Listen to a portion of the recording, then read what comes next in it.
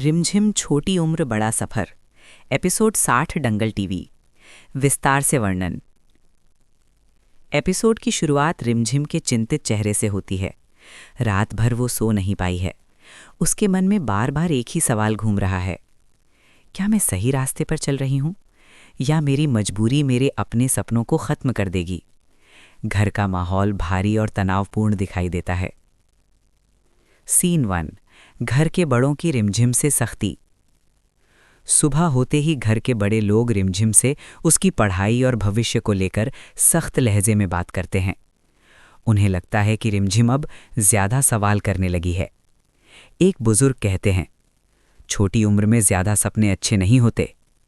ये सुनकर रिमझिम का दिल टूट जाता है, लेकिन वो चुप रहती है। सीन 2। माँ बेटी का भावुक पल। रिमझिम अपनी माँ से अकेले में बात करती है। वो पहली बार खुलकर अपने डर और सपनों को बताती है।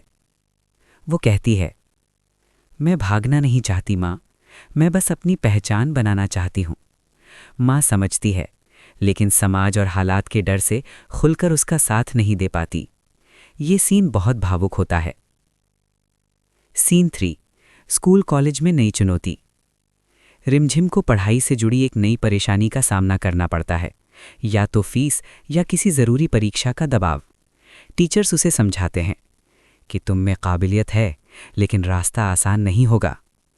ये बात रिमझिम को और मजबूत बनाती है। सीन 4। विरोध करने वालों की चाल।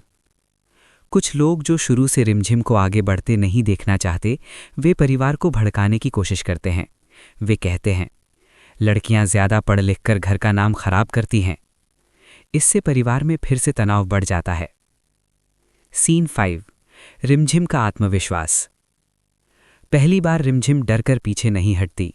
वो पूरे परिवार के सामने शांत लेकिन मजबूत आवाज में कहती है, मैं किसी का अपमान नहीं कर रही, मैं बस अपना हक मांग रही हूं। ये पल रिमझिम के किरदार में बड़ा बदलाव दिखाता है। सीन 6। पिता अभिभावक का बदलता नजरिया।